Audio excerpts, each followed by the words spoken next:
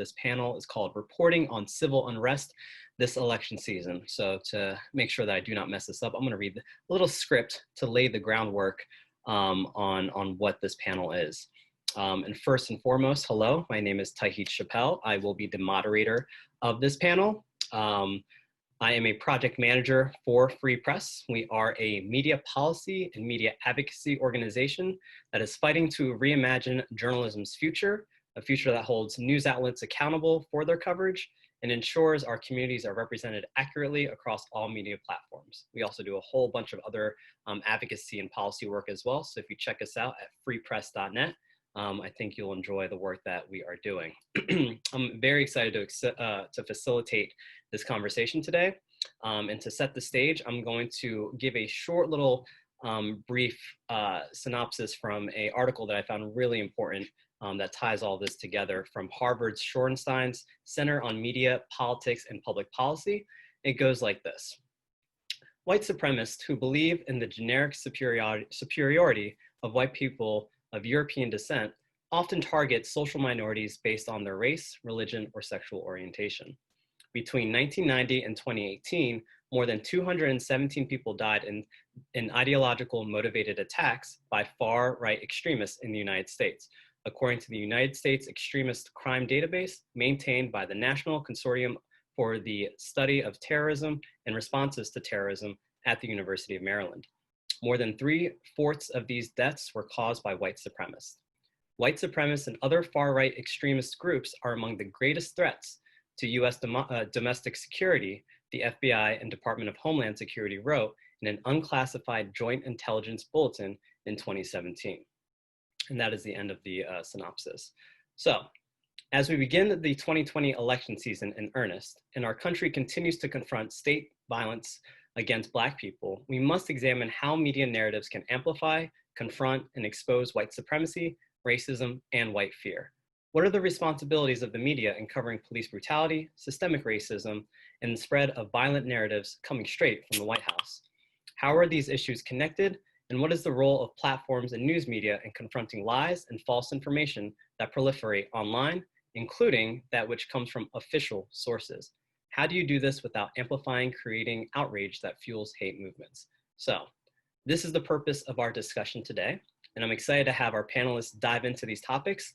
And I'll have each of these panelists introduce themselves with their names, their pronouns, and just a little bit about who they are, because they each have a very long resume of work and expertise. So we'll start with Amity Pei, then we'll go with Joan Donovan, and then we will end with Al Letson as their introduction. So Amity, please let everyone know a little bit about who you are. Sure. Hi, everyone. My name's Amity. I am the Director of Communications for Color of Change, the largest online racial justice organization in the country.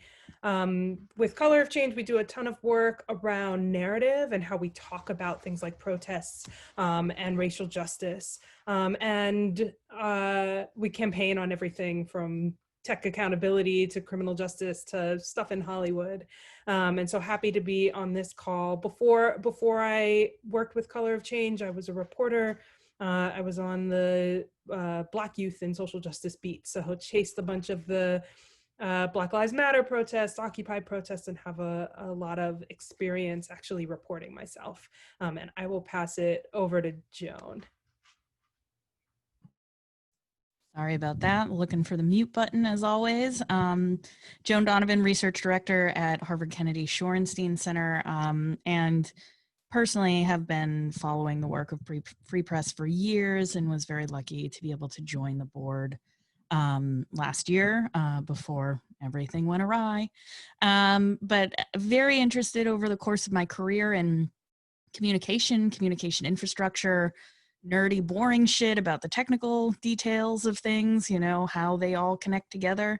And then also very concerned with the ways in which our open communication environment has been leveraged by hate groups in order to bring about their version of the future. And over the last several years, I've been very committed to doing research in this field in order to show mostly platforms, journalists, civil society folks, policymakers, what's at stake when we choose to do nothing about hate groups online. Sorry, I think I swore there. It's towards the end of the day for me. I just, yeah, it's one of those We're things. all But, adults. there are no rules on the internet. But my apologies. I'll reel it in. Thank you, Joan. Al? Hi, I'm Al Letson. My pronouns are he, him. I am the host of Reveal from the Center for Investigative Reporting. We put out a weekly podcast called Reveal and NPR show that you can listen on most of your local public radio stations. We cover a lot of different things. We're investigative in nature. So, I mean, we do everything from stories about Amazon. I bring that up because today I think is Prime Day, and we recently proved that they have way higher amounts of injuries for the workers in their warehouse during these times. Something to think about. But we also cover extremism and hate groups and so forth and the like. Yeah, and I'm just happy to be here. Thank you, everyone, for joining. Really appreciate the information. And again, a reminder to everyone who's watching, if you have any questions to our panelists as we go through this conversation, please drop your questions into the Zoom chat, and we will try to get to them at the very end of this conversation. So we are going to do this conversation in 4 different parts. The first part is we're going to set the stage and underline the importance of reporting around white supremacy. And then we're going to talk about combating misinformation and media manipulation while also improving story sourcing. And then talking about holding social media platforms accountable for spreading white supremacy and disinformation as well. And then we'll have some call to actions and some resources that the panelists will be able to provide. And we'll also drop some information in the Zoom chat to help those people who are watching improve your reporting and really apply some of these ideas right after this call. So this is for Al, but also this is open to all the panelists, and really because Al spoke to this a little bit before we got onto this panel. But when we spoke, Al, you said to report on white supremacy and white supremacist groups that we need, and journalists and media institutions need to establish a baseline. And the baseline is the fact is that America is rooted in white supremacy and racism. And if you don't understand that kind of foundational knowledge, you're going to make really bad assumptions in your reporting, and you're going to mess up the news gathering process to an extent. Many Black journalists and journalists of color do recognize this, but many journalists just in general, and the editors and the decision makers don't really understand this either. So for the journalists who are watching, what are some steps that they can take to either start acknowledging and accepting this truth, and really to start promoting the fact internally that these are ground truths that everyone should understand in order to make the best editorial decision making around covering white supremacy moving forward? Could you speak a little bit about that? Oh, you're also muted. Sorry. Yep, sorry. Yeah, I think that the number one thing when you are in any news organization is that you get everybody on the same page, or at least the people that are making editorial decisions. And I think that we are in a place now where it feels like it's a little bit easier to have those conversations because the world has adjusted a little bit. But I don't really actually trust that adjustment, because I think it's only going to last for so long, because America tends to move on to the next thing really quickly. But and I would also say that I was at an event somewhere, or a virtual event, and someone said something along the lines of, the people who think that they're quote unquote woke are the hardest people to actually wake up and let them see exactly how the world around them is shaped, right? Because they think they know it already. So I definitely understand that there are road barriers, roadblocks to a whole newsroom kind of getting on the same page. But if you're going to go out and report on these issues, you have to understand that, the system in America is not broken. It's functioning exactly the way it was intended to function, because it was built on the block of white supremacy from day one. So if you understand from day one that it was built on white supremacy, and everything that we have built in this country has grown out from that, especially when you're talking about policing, when you're talking about the court system, when you're talking about housing, when you're talking about education, every bit of that is tied to white supremacy. And so if you're reporting on these things, even, and I think it's even more important if you're not necessarily reporting on unrest, but if you're just reporting on where a city is at this point. Like every city in America has been shaped by race in some way, shape, form, or fashion, which means that every city in America has been shaped by white supremacy, which means that every school district has been shaped by white supremacy, which means that every police department has been shaped by that. So if you understand that as the base level, and that everything that comes out of those places are fruit from that seed, then you begin to understand exactly like what the real issue is and how you report on it and how you look at things. So I just think that context is everything. And when I first got started in journalism about 10 to 15 years ago, something like that, I don't think the context was there necessarily. But I think that like now it's becoming apparent. And I just think that we as reporters and consumers need to hold organizations' feet to the fire so that they continue reporting in those ways. Amity or Joan, any thoughts on that? Nope, I think Al said it pretty well. Well, Amity, go for I it. think Al said it pretty well. I mean, I think this shows up in everything that we do, right? Is like, and there are tangible ways to do that, right? Is like to actually focus in and say like, okay, how are the ways that racism is playing a part here? And just tangibly look for the white supremacy, right? Is like if you're not used to looking for it, it can be difficult to spot. But if you actually ask through the questions like, how is race playing a part here? How is racism impacting the outcomes of the story? I think those are some easy questions to ask that at least start to get you in that direction. That actually segues into our question too. Oh, sorry, go ahead, Al. I saw that you were going to jump in. Yeah, I was just going to add on to what Emily was saying is that like, I think the other question you ask is like, you know, how specifically did we get here? Which like, and that's a big meta question, but I mean, I think if you look back at, you know, George Floyd and how we got here, how the officer's knee ended up on his neck, just that alone, the interaction that happened there tells you everything about race.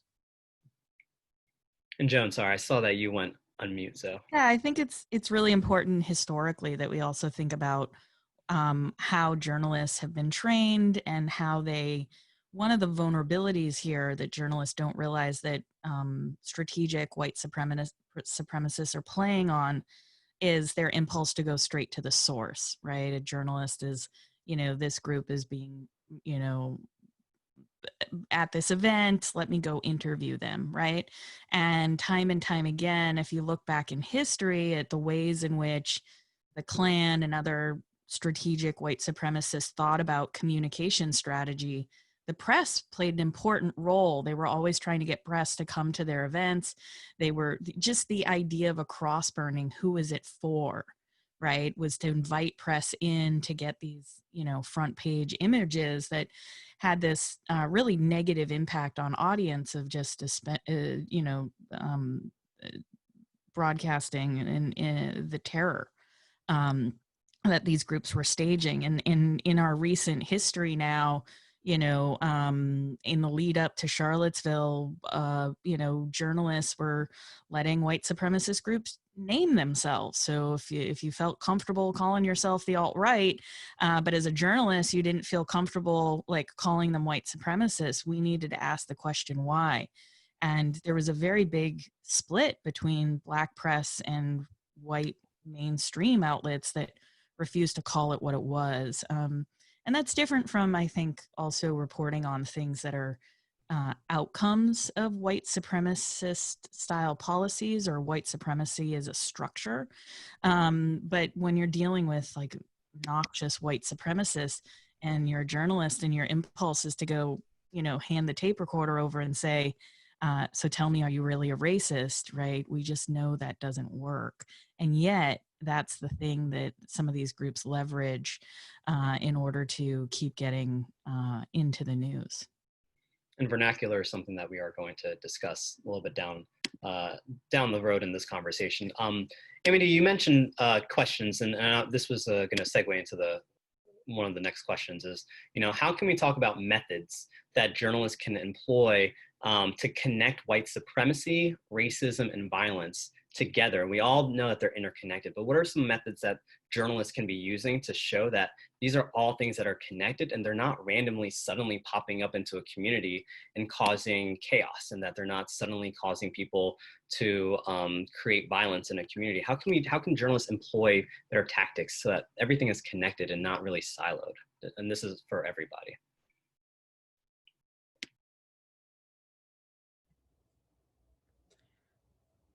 Well, I think that a first thing to do is for reporters to really to see themselves as they walk into a community, and be able to see what biases or blind spots they may have, and to sort of sit with yourself and be honest, right? Is like, what am I bringing into this story and into this reporting? And I think that allows you then to say, okay, I am afraid in a moment of protest because I'm out of my comfort zone.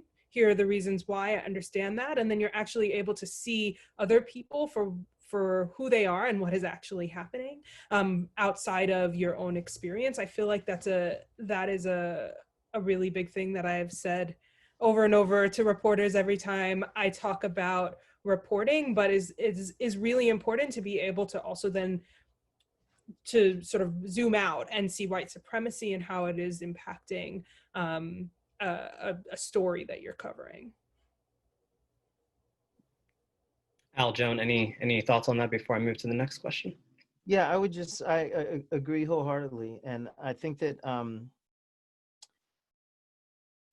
thinking a lot about like the George Floyd protests that were happening all over the country, but specifically like what was going on in Minneapolis.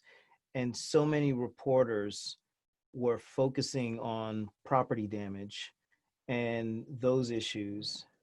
And I understand that it is something that we should absolutely cover and talk about. But I think that, because we live in this society, we are all tied up, everybody, like no one gets a pass from like being wrapped up and drenched in the idea of both capitalism and white supremacy, right? Like that's the air in which we breathe. There's a bunch of different things that we could add to that as well, but I'm just saying like those two things specifically in this moment I'm thinking about, that like we're all drenched in it, and kind of the way we look at the world is formed by that. And I think that like the first place that me as a journalist that I have to check myself at when I'm seeing like places being burnt down and I'm and people are losing businesses and blah blah blah, all of that stuff, I want to go back to again the question of like, how do we get here? What is this anger coming from? And prioritize people over buildings and places, right? Like if we can think about how we prioritize people and their struggles and what they've been going through. And then always, for me, the thing that I'm always thinking about when we see these uprisings, whether, I remember thinking about this a lot in the Freddie Gray case in Baltimore, and we saw the uprising there, is that like, this is a community that's been without a voice for so long, and they have banged on doors. They've done everything that America says that you're supposed to do to get justice, and justice never shows up. And this is what it looks like. And so, but I just think that like we're all like kind of trained to be like, oh my God, things are burning. That's bad. That's bad. That's bad. When really we should be outraged at the way that people have had to live. I think so much about Black Lives Matter isn't about the way we die, but it's really about the way we have to live. Thank you both. Joan, you had mentioned this a little bit in your earlier response, and this is going to move into the next question, is how can journalists be mindful to avoid amplifying white supremacists and racism in their reporting? What are some tactics that reporters can be using specifically on the ground or as they're writing to make sure that they're not giving white supremacists more airtime or more space than they should be? And that opens up to everybody, but I'll start with you, Joan.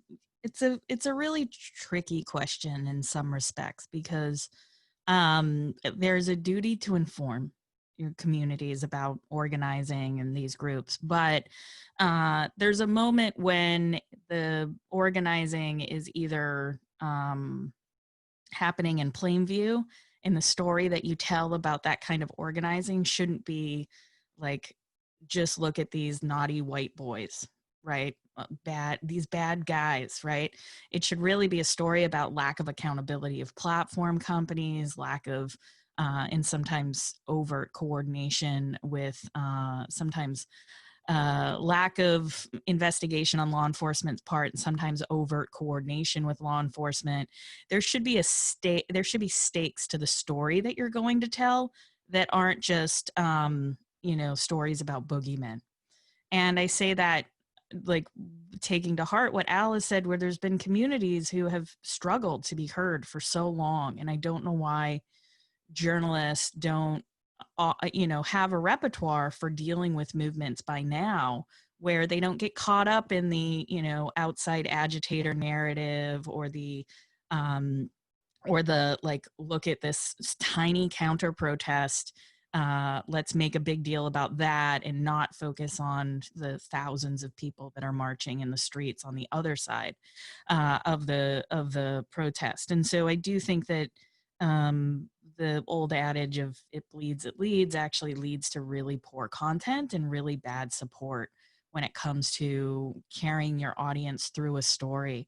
I often feel like in this moment too, when you're reporting on racism, not race, but racism, there's an inclination to want to blame individuals. And so white supremacists become this really important fulcrum for stories as the narrative driver. If we could just get rid of these guys, we do not have to deal with any of the more systemic problems. And so I think that as journalists are thinking about structuring their reporting around this, if it is the case that these groups are organizing in your area, you have to call it as you see it. And that might mean injecting a bit of analysis into your story, rather than just saying, these are the 5 people that were on the block, especially as we start to look at vigilante groups.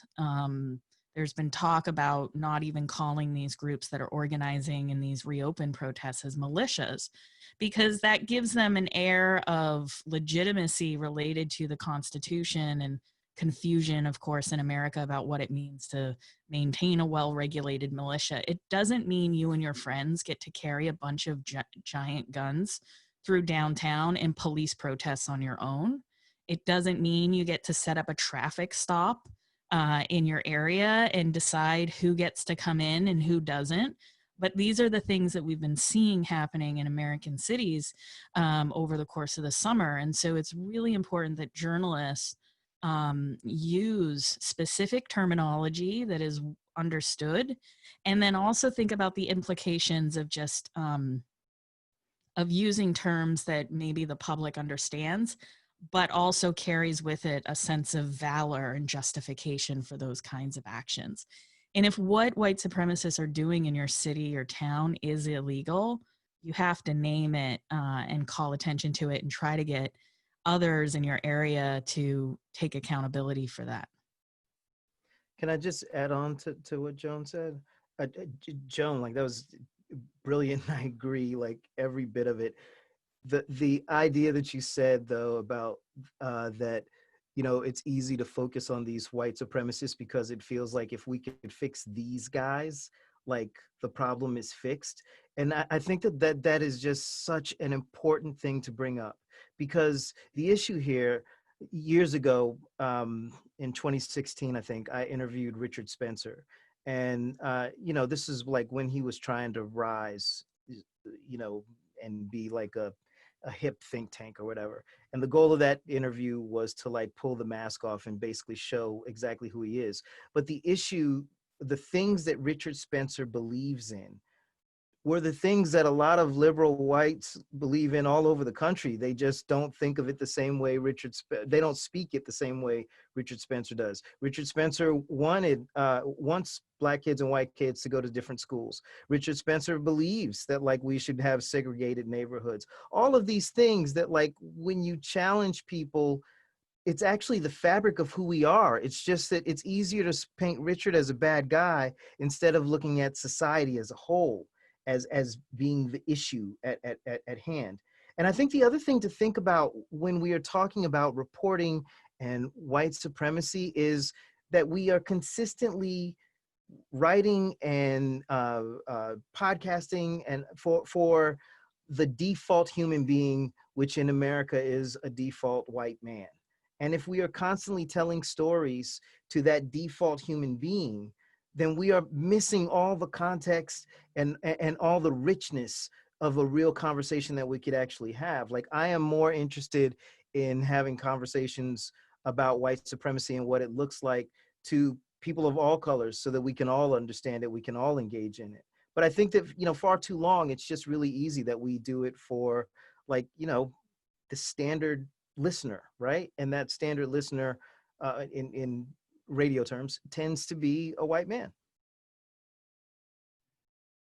Well said. Amity, I want to give you a little bit of space to either talk about, you know, how do we not center or raise the profile of white supremacist or white supremacist groups, but I also wanted to segue a little bit into, you know, not centering or moving away from centering white supremacist groups and talking a little bit about how journalists can center more impacted community members and organizations, and how activists and advocates can actually be a useful and really strong, vital resource for journalists to actually improve their writing and their reporting, and also kind of identifying disinformation or misinformation that would be causing chaos in their communities. Can you speak a little bit about, you know, actually working and reporting with or reporting on impacted communities and using them as an opportunity to improve, rather than kind of othering this group as, you know, oh, advocates and activists have their own agendas and therefore they don't bring anything useful to the table? Yeah, absolutely. I think that to both Al and Joan's point, you know, or to expand on it, the white supremacist groups, if you're thinking of the Proud Boys, they actually use the media to grow their ranks, like specifically. And so I think as folks are reporting, you should really see yourself as either as potentially a tool for white supremacist groups, as like to do recruiting. They have specifically said that they use reporters and the press to do that. And so I think like reporting on these stories is not neutral in any way, particularly because they know how the press works. You set something on fire, you know, make a big sound and reporters come running and look at you. And so I think being really clear about what people's motives are for speaking to you is important. And then on the flip side, you know, I would say just one other note is that there's a lot of sort of media narratives that are seen as neutral. So for example, I hear a lot of reporters saying that divesting in the police is really rooted in a mistrust of police. Like, that's not a neutral statement. And if you talk to activists, you would see that actually this is rooted in the communities, maltreatment from police. And so to Al's point earlier, you know, is like actually settling in a little bit is really important, and seeing activists as a almost as a door to understanding the issues of a community. Activists are there for a reason, right? They're starting to organize, typically, particularly if you're finding community activists. Those are folks that are sort of taking a stand, but they also know everyone. They're the people that can find you the best stories. If you think of like the stories that have won awards out of Ferguson, for example, those are the stories of people who really dug in and said, let me get to know the community that's here, not just looking at, you know, the fire that's burning or supposed looting that's happening. They're the folks that actually dig in a little bit. And the easiest way, I think, to dig in is to start with the activists. You get to know them, get to know the issues that they are fighting for, why they're fighting, who they're fighting with. And what you do is you start to get to know the people that are directly impacted by what's going on the ground. And so, I would say it's good for your careers also, but it's also just better reporting. It's deeper storytelling, and really shares information with people on a more activating level. Thank you. And just a quick reminder as we continue with this conversation, if you do have questions for our panelists, please put them in the Zoom chat and we will try to get to them at the very end. I see a couple questions have rolled in, so I appreciate it. But just as a reminder, if you are thinking about something, if you have thoughts or you want to say something or you have a question, feel free to let us know in the chat and we will try to address that as we get to the Q&A section. So we've talked a little bit about setting the foundation of reporting around white supremacy. We talked a little bit about sourcing and being cognizant of how media and journalists are sometimes used as a tool for white supremacists to be platformed and have a little bit more amplification. We're going to segue now a little bit into talking about the role of social media platforms and kind of the accountability mechanisms there too. So social media, as we all know, has rooted itself as a way that information is shared, remixed, revealed, amplified, and obviously, used as a way to share misinformation and disinformation. Facebook recently banned QAnon and across all of its platforms. That's a pretty big step. For a social media platform to take that type of approach and banning a group like that, what does that mean to you? And how should journalists just do a better job at covering the accountability mechanisms around social media platforms when it comes to white supremacy? Joan, I know you've done a whole lot of writing and reporting on that. We'll start with you on this question. I don't like the precedent we're setting where I'm always going first because I like to think about what other people are thinking about. But nevertheless, lately I've been thinking a lot about what are the frameworks and policies that got us to where we are around secondhand smoke, right? About smoking, not necessarily as an individual choice that certain people take up on their own, but how does it become a public harm to the point where, movie theaters, planes, malls, all now are, and restaurants are smoke-free places. How do you demonstrate that kind of public harm so that platform companies have a regulatory framework to work within around hate speech, incitement to violence, and misinformation? Because ultimately, there is an enormous waste of resources happening right now. Journalists and already cash-strapped news organizations are starting to have to generate a disinformation beat. And that's really just to mitigate against the harms caused by unchecked misinformation. Civil society and philanthropy are dumping resources into monitoring disinformation on the issues that they care about most. And so we're starting to see different positions be put together in civil society organizations that are basically not just, looking at the counter information about your issue or any kind of public debate, but looking at who are people that are impersonating your communities, right? And stealing that legitimacy that you've spent so many years generating online. I'm talking about, the tactic of digital blackface, right? And then public health professionals. Is it really a doctor's responsibility to become a social media influencer so that people in their communities stop coming to them saying, I read something online that the vaccine is microchipped, right? And I don't want to take it. And then having to be a doctor explain that there's actually no vaccine for COVID-19 right now, and seeing the confusion on their patients' faces because they've been exposed to so much misinformation. And then also, in this moment, I think the movements around police accountability as well as law enforcement themselves are both being negatively impacted by us not being able to have a structured public debate without interference and excessive polarization by different strategic actors that are using bots and other kinds of technologies to really wedge these issues, which need to actually be local and specific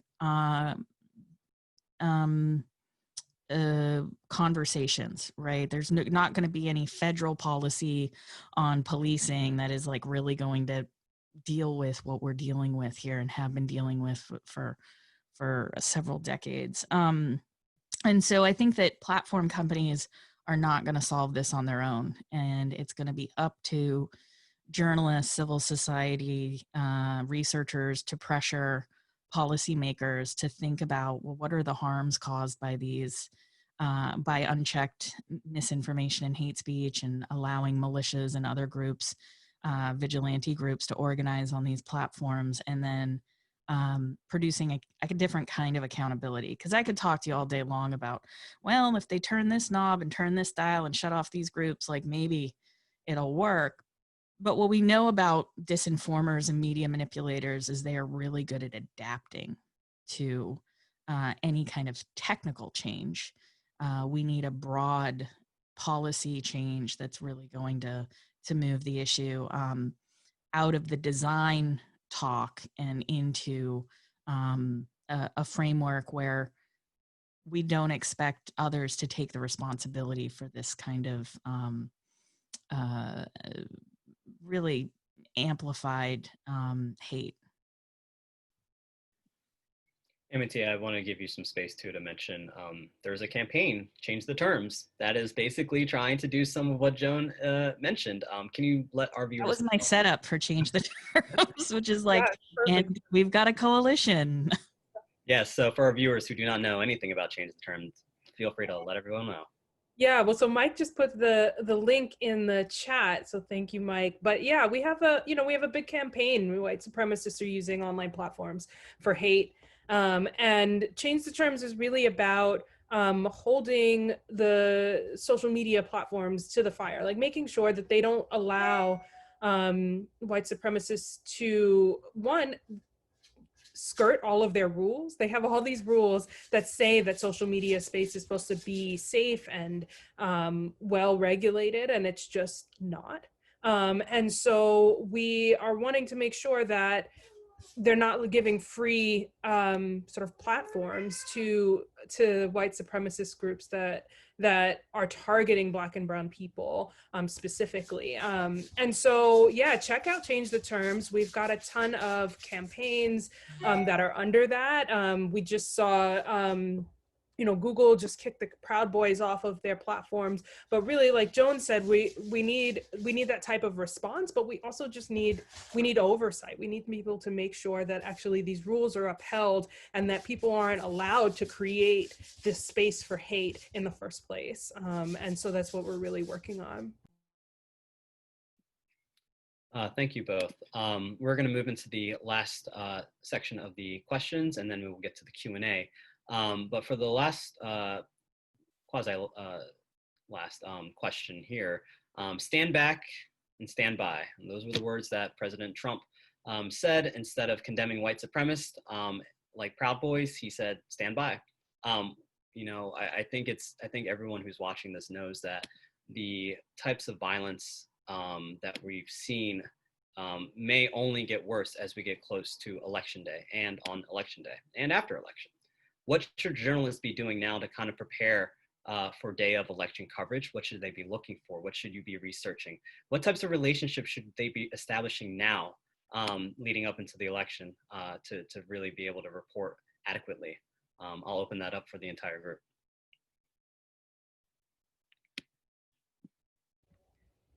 Well, I think that there are lots of activists. Any city that you're in or reporting on has people who are fighting for fair elections. I think those will be the people that will at least be the start of advocacy post-election and on the days leading up to the election.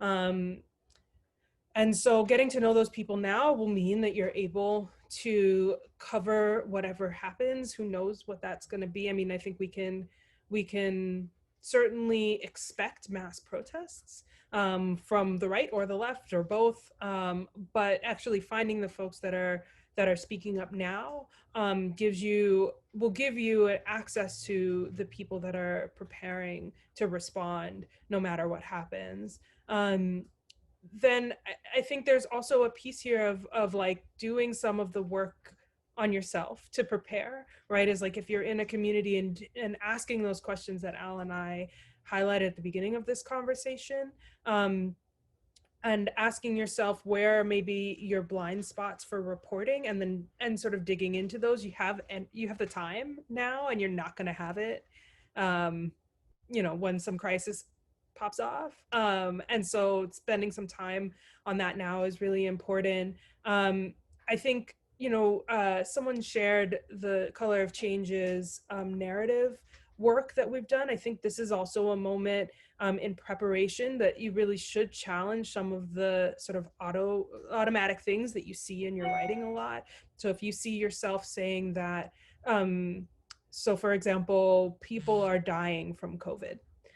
That's something that I read in stories every single day, right? If you find yourself writing things like that, to actually spend some time and challenge yourself of like, people aren't dying from COVID, particularly Black people are not dying from COVID. There's a system in place that has caused an exponential impact.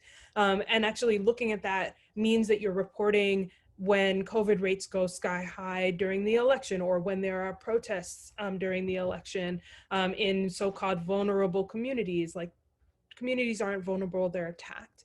And I think spending the time to actually dig in and prepare to report in responsible ways now, and that's why you're all on the call, so you're already started, but I think that's just a really important thing to do when you have the time. And then once you're actually in a crisis moment, you can sort of trust yourself to report and find the right sources and be accountable to the people you're covering.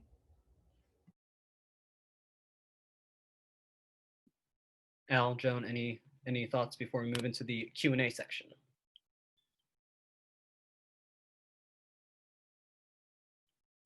I know you wanted to keep a tight schedule on the Q&A, so I'm just gonna let it ride. Al, would you like to say anything before we move to the Q&A?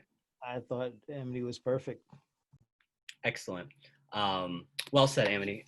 So we are going to go into the Q&A. Now is your time. If you are watching this and you haven't dropped a Q in the Zoom chat, please do. We will try to get to them. But we will start with our first question. What are your thoughts on a newspaper doing a daily story about a hate group's mere presence at an event? An example: the Proud Boys recently marched through Center City, Philadelphia.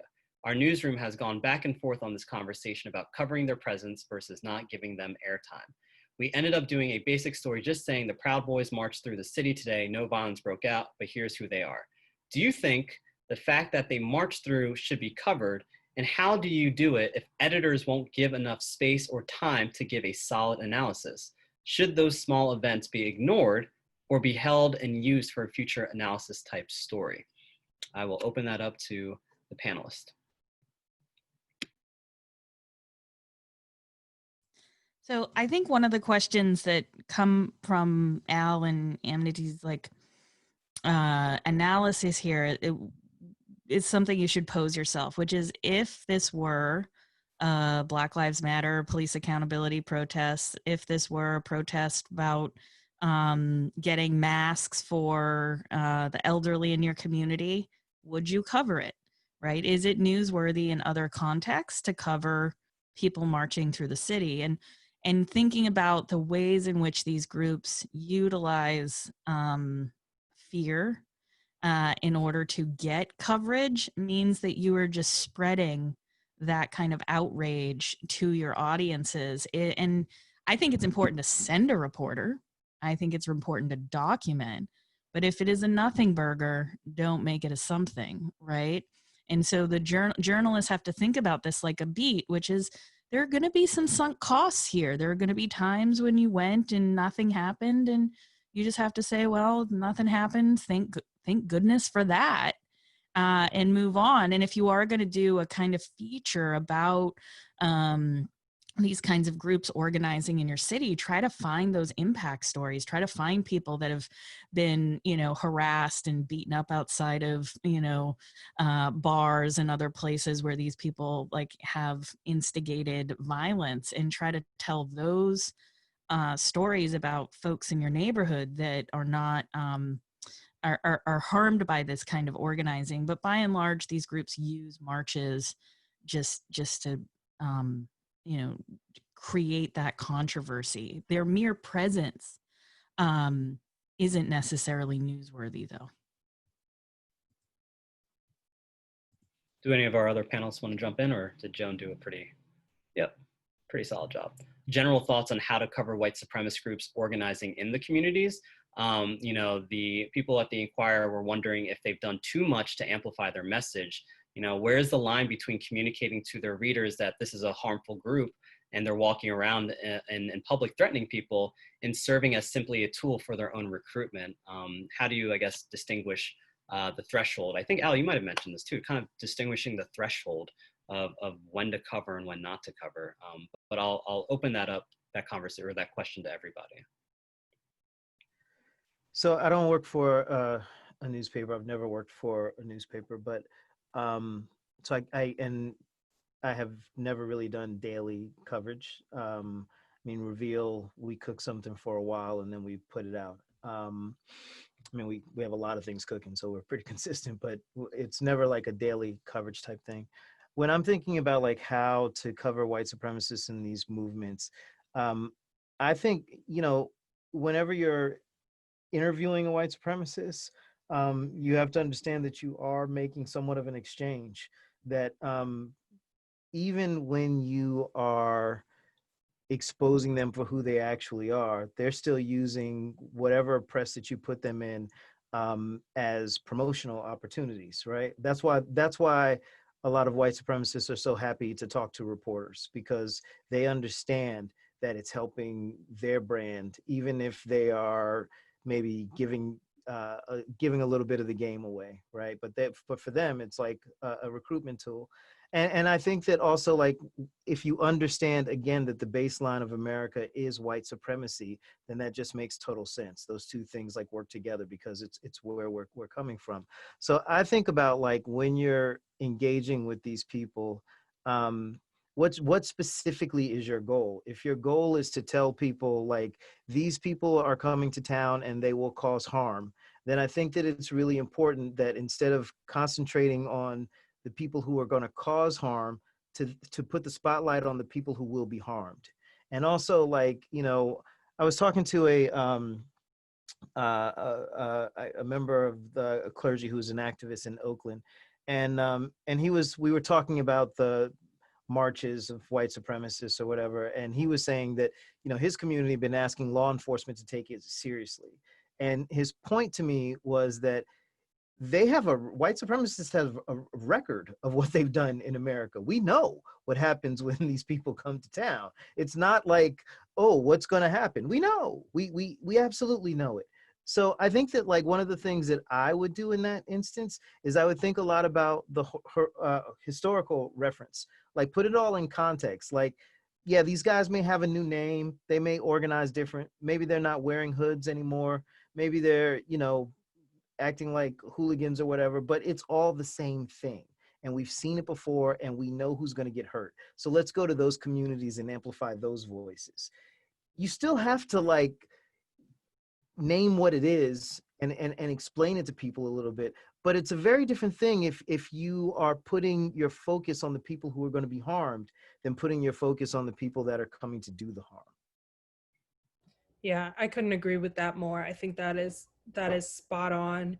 The one thing I would add is that, I worked at a daily. I was at the Amsterdam News for 6 or 7 years, which is a Black newspaper daily in Harlem. And, there's no way, like, you have to cover what happens in your community. But I think the way that you cover it is important, right? And so, and when I was freelancing, I can't count the times, like, Al, I am 100 claps to you for interviewing white supremacists and putting yourself through that. Like, difficult.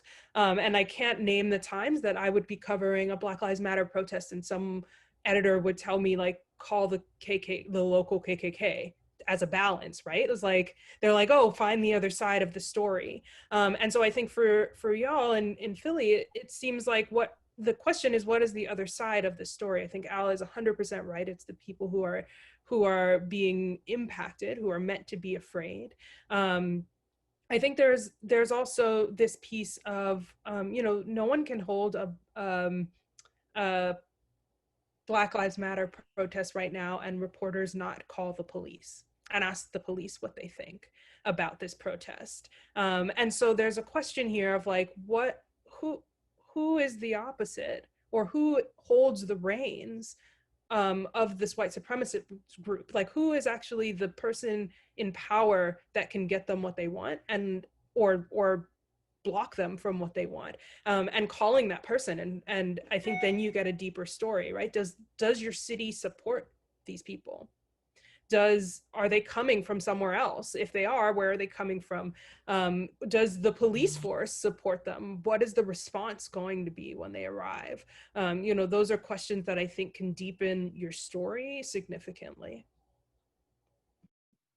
We'll get to one last question, and this is pointed to Amity. They ask, I've seen the resources here on this, so thank you, but I'm wondering if Amity could talk more about building long-term positive relationships with organizers. How do I approach this, knowing the history of how the media has often been harmful to this work? Sure. I think that you got to move. There is a activist phrase that says you have to move at the pace of trust, and I think that is really the base of reporting on communities, and relationship building with communities. You're right, like, yeah, the media has been harmful, particularly in Black communities, and so people, when you first arrive, people are going to have shortcomings. They're going to be wary of you, and going in with that understanding and really working on, do what you say you're going to do. If you're going to call someone, if you say you're going to call, you say you're going to show up next week, you got to do it. You got to start to show people that you are reliable, and then you also have to show up when there's not a story. Because people, that's when the real work happens. It's when real relationship building happens. And that's why I'm really encouraging everyone to like find your organizations now. Who are the people doing work now, so that you know them, they've already heard from you. You maybe know a little bit about how they function before there's some crisis in November. And similarly, call them after, is like the protesters in Ferguson have done a lot of their own reporting in the last 2 years, because a lot of the people flew in and told the story of the fires and the burning, and then they left. And people and reporters weren't calling those same community members a year or two after to really see what has happened. And so, yeah, being consistent and following up and talking to folks when you don't need to necessarily is really important. One, I think there's a benefit also to you as a reporter. So like a really good example is in Minneapolis right now. They're going to disband their police department entirely, probably next year. And that is the culmination of about 5 to 7 years of community organizing. And it's really the reporters that stayed with the community, right? Like a whole bunch of reporters flew in for George Floyd and wanted to look and see what happened, and now they've left, and they didn't even know that the city council had been working on this for a long time. And so you actually you're going to get some really good stories once people start to trust you and see that they can. That is a perfect way to wrap up this panel. Amity, Joan, Al, again, thank you so much for taking some time to talk with me and our viewers about this type of coverage. It's so important. It's only going to be more important as we get closer to the election. So for those who are watching, thank you so much for joining. We will be following up with everyone who participated, whether you RSVP'd and joined us today, or you RSVP'd and weren't able to make it. We will be sending out this recording to everybody. So please let your colleagues know that this resource will be available. I will have Mike drop some other guides and some other links to learn a little bit more about Free Press News Voices and the work that we're doing, to learn about the Color of Change narrative guide as well. And again, thank you so much for connecting with us. Please be safe. Please have a great rest of your week, and we will be in touch. Thank you all for joining. Appreciate it. Thank you for having us. Big ups to Free Press for pulling it all together. That's Here, great. here. Thank you.